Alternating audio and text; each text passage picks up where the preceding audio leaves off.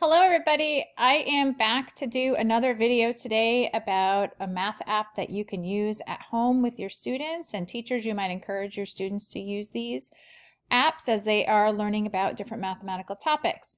Yesterday I introduced this with a video that I launched. To access these math apps, you go to the mathlearningcenter.org. You can see that listed up here in the bar, in the address bar. The mathlearningcenter.org, if you go there, you're going to click on Math Apps, which is listed here, and it will bring you to this page. Now, once you get here with the math apps, you don't want to actually click on the name of the application you're going to, because that will just bring you to an informational page. What you're going to want to do is click on this part right here where it says Open Web App. Now today we're going to focus on the Geoboard. Yesterday we did fractions, so you can look that one up if you haven't tried it. Today we're going to do the Geoboard app, which is a lot of fun. I'm going to open that up and it brings me to a page that looks like this. Now those of you who work in schools are probably familiar with what a Geoboard is. Those of you who don't work in schools, a Geoboard is a piece of plastic or wood that has a bunch of pegs in it. And what you do is you use rubber bands to go around the pegs to make different geometric shapes. Well, this is a virtual one. So this would be right here, you're looking at an example of what a Geoboard would look like, and these little white dots are the pegs. Now these below are the rubber bands that you would use to make shapes. So it's pretty simple. You drag a rubber band out here onto the board, and then you can take that rubber band, you can stretch it out, and you can move it around, make all kinds of different shapes here. So if I want to make a triangle, I can do a combination of these and close in that shape. So there you go, you have your triangle. Now, down below, we have different varieties of Geoboards that you can use. This is your standard Geoboard. You can click this button, if you look at this down below, if you want to have the grid lines in there. If you're using the grid lines for any purpose, some people like to have that. If you want a different shaped Geoboard, I'm going to press this right here because I'm going to restart, and that's going to ask me if I want to start over, and yes I am. You want to use a different shaped Geoboard, you just press on this one. Now this gives you a really big Geoboard, so you have lots of different options here. I was listening to the third grade live Facebook chat today about multiplication facts, and that got me thinking about, oh, how could I use a Geoboard for that? Well, multiplication facts are based on rectangular arrays. So let's say that I'm focusing on 3 times 4. I can make that 3 long. I can make this and go 1, 2, 3, 4. Then I can start here. I can go 1, there we go, 3 high. I can pull out a 4th one.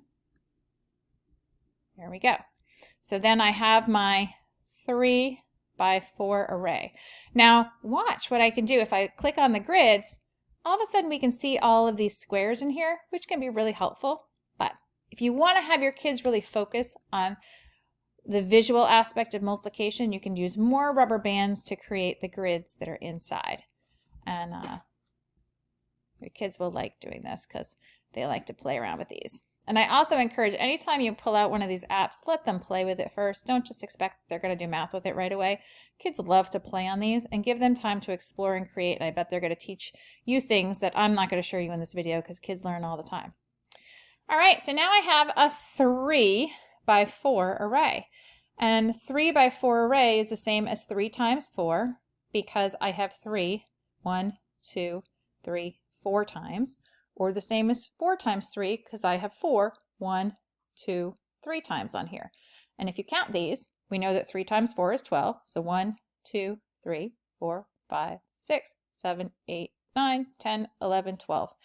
See, this is a great way for students to kind of practice their multiplication facts by building the arrays that go with those facts. So sometimes the 5s are pretty easy, but 6s and 7s and 8s are really hard. So have them build the arrays and figure that out.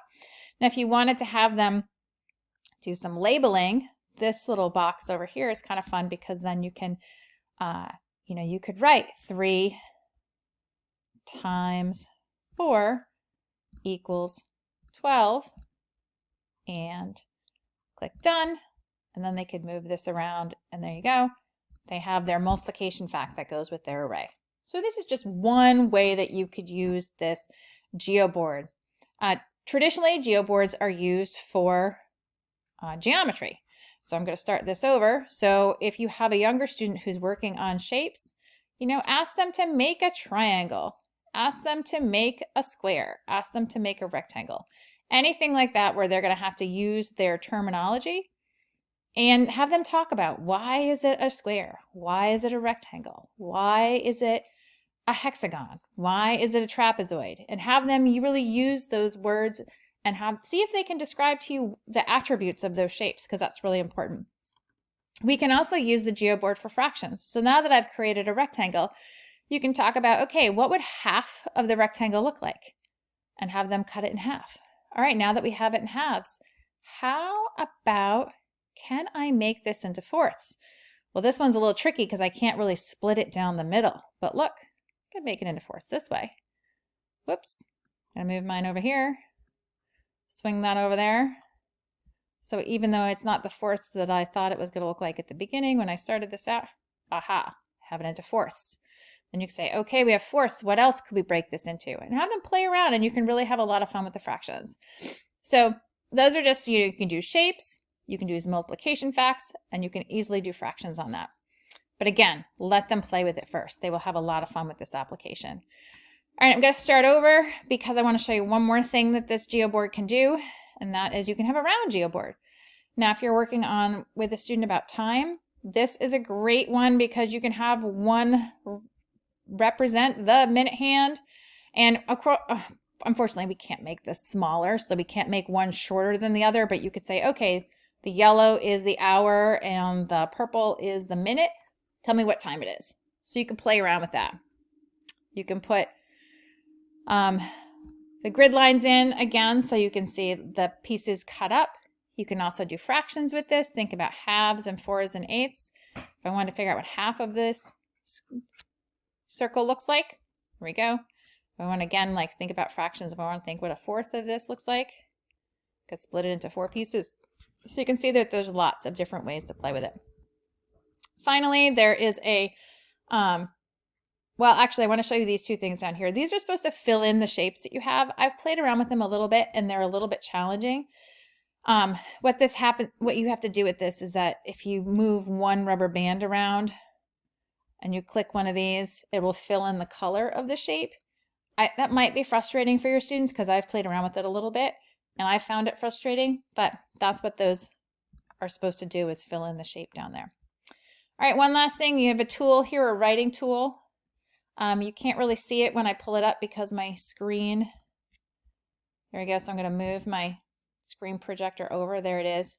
And you can see we can also draw with these tools. We can draw straight lines. We can draw squiggly lines. We can change the color of the lines if we want to. So if your students want to write on here, if they want to point something out, like let's say they just want to make an arrow, they can go ahead and they can do that with the drawing tools.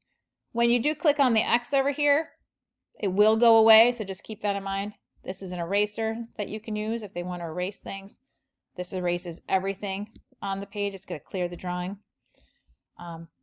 But just as I said before, if you draw something and then you click out of that tool, it does go away, so keep that in mind.